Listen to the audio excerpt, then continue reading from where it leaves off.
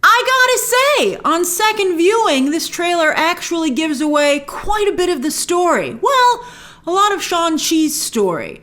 There are, I think, still many surprises in store. You might be like, why give away the Abomination and Wong? They're like, we didn't show Wong's face. And we're like, we know Wong when we see him. That's clearly Wong.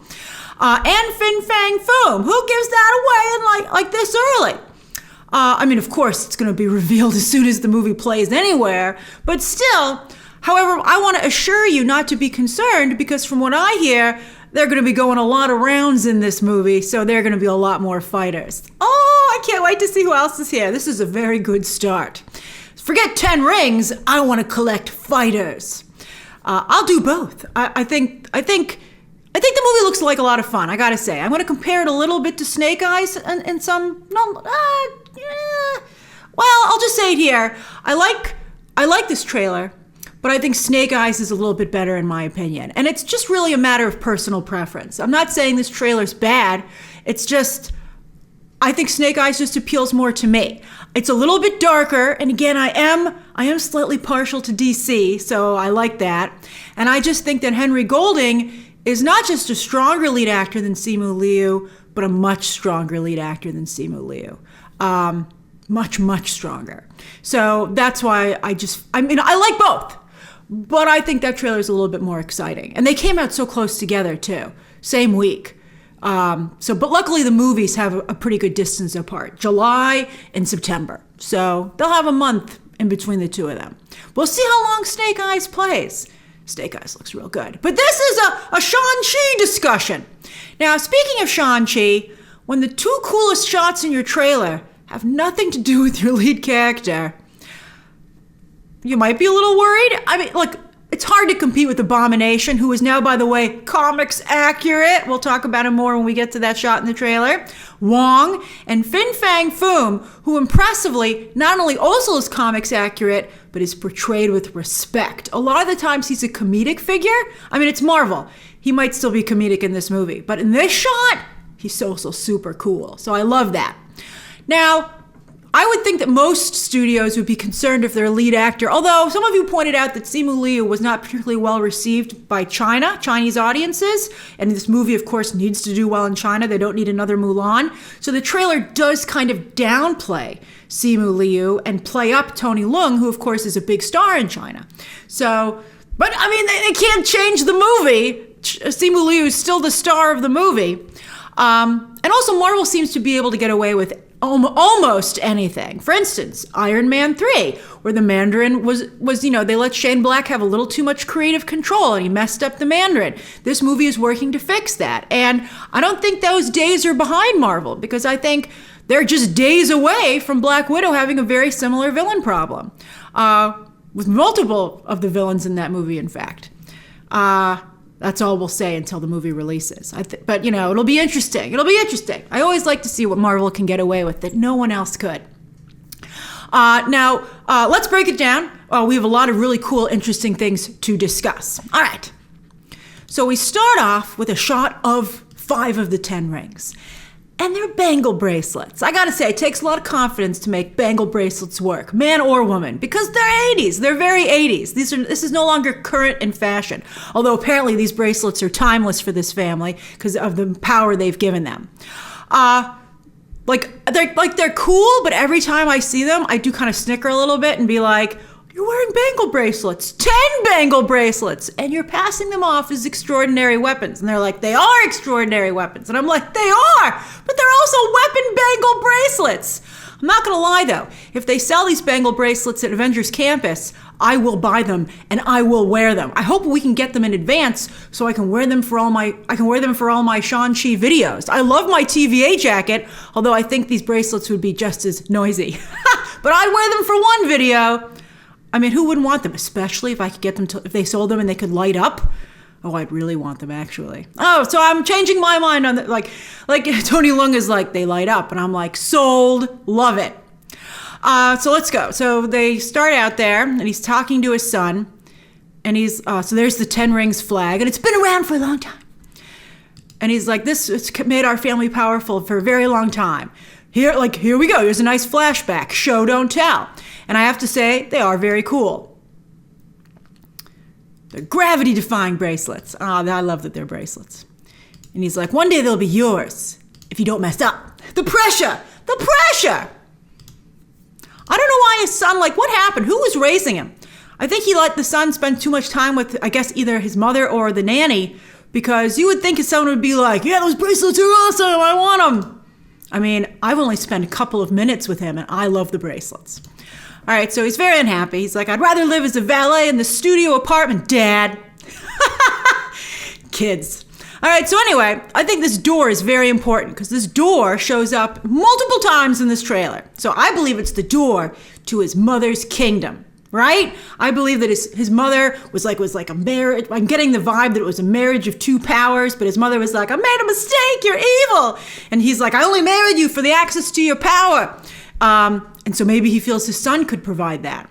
Because like there he is. In his cool sneakers. I don't know if that's young or like child or adult Shang-Chi, but there he's in front of the door. And he's talking to, seems to be his aunt, Michelle Yeoh, very cool aunt. She's like, you're also part of your mother. Look, just like Black Panther, he's got a lot of lady friends. So that's Awkwafina, that's his strange sister in the movie. And then I think that's Michelle Yeoh at the end there. I don't know why they would maybe bring someone else in, but so we'll see. So there's the door again. They're like, we got to get in there. So there's his mother being like, I'm so peaceful, opposite of your father. Although that's the father's room with the water, right? So here we go, the 10 rings. So League of Assassins. And I said this in my trailer reaction. One of you said, Grace, excuse me, the 10 rings was invented before the League of Assassins. It doesn't matter when they came into the comics. What matters is when they get introduced to the general population. It's like John Carter versus Superman. John Carter might have come first, but nobody knew who he was. So when he finally showed up, everyone was like, that's a Superman ripoff. And you're like, no, it's the other way around. So the fact that they're not only doing the 10 rings, but doing, I have to say, an extraordinary job with them. It means that if DC ever gets around to doing the League of Assassins, general audiences will say, oh, it's a 10 Rings ripoff. And that will annoy me to no end. Because I love the League of Assassins. Because I love Damian Wayne, who actually has the exact same origin story as Shang-Chi when I think about it. They're just switching up which parent is evil, darn it. So, as a DC Damian Wayne fan, I'm annoyed. I mean, it's too late. So I'm not that annoyed because, what are you going to do? Que sera, sera, right? I'm so upset I couldn't even remember the name of the Doris Day song. But it is what it is. So, but this is very cool. I love their facility. That teacher in the cloak there is giving off some major villain vibes. I love it. He's got a lot of flair. Work it, buddy. And everybody looks like they're doing a great job. I'd love to hang out here. It looks like it's a ride waiting to happen. A restaurant. Let's do it. So he's like, but so this is Michelle Yeoh talking, and she's like, you're very much your father's son. And again, whap right in the rib cage. And the death dealer is training him. And you can see he can still take them on as a child and now as an adult. So they raid this party, break up the party. Death dealers are also wet blankets, and they have cool glowing weapons. A lot of glowing weapons in this movie. And I'm not complaining. I do love stuff that glows. I don't even know if they still work. I haven't worn them in a while, but I had a pair of those glow up, like light up sneakers. They were super cool. So anyway, they break up the fight where apparently they're having all these matchups. And he's like, I told my men they would not be able to kill you. And it's like, yep. I gotta tell you, I think that Shang-Chi's moves only look medium, so I'd be very upset with my death dealers. Like, you even have glowy weapons and light up knives. They're like, we didn't really want to kill your son. We thought you'd be really upset. That's what it really is. Okay. It's nepotism. It's a nepotism fight. It's not fair to those poor death dealers who are only employees. So he's like, you're right. I was right. So look at that cool dive that helicopter does. Oh, that's pretty neat. This is some James Bond stuff, too. So he's like, you're a criminal. And his dad's like, I love this. So by the way, I don't know what those rings are doing to his system, but look how his veins lighting up. I'd be like, maybe we should check. I mean, I don't know. The family seems to have been fine, but I'd be a little nervous about that. And his father's like, I think he should have said, I'm an extraordinary criminal. Just like Hans Gruber. I said he should say he's an extraordinary criminal. And one of you remembered that Hans Gruber pointed out to Mrs. McClane, I'm an exceptional thief. Although, just like Hans Gruber was like, you might want to be a little nicer to me. Same for the Mandarin, who's like, you might want to be a little nicer to me. You know, maybe your dead body can still open the door. I don't know why he's so mean to his dad. Let's see. So there's Michelle Yeoh doing some airbending. I know some of you are like, it's not airbending, Grace. Lots of people do this. To me, it's airbending. I'm sorry. And I want to see live action airbending done right.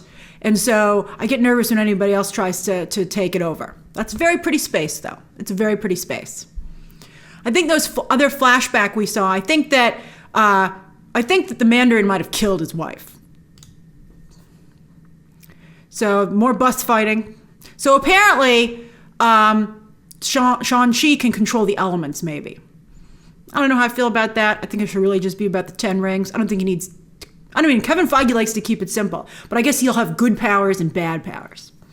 I guess if he drops his bracelets, or if they're still in his jewelry drawer, he needs to be able to defend himself somehow. So he's like, I thought I could hide. Oh, look, Rapunzel's like, give me my lanterns back. Although those are very popular in China. They have a similar scene that was very cool in one of the James Bond movies. All right, so there, he's got his bracelets on and a billowy shirt. This guy's stuck in the 80s. So he does a flash dance number. Oh, look at the door open. Ooh, he's like, this was your mother's closet.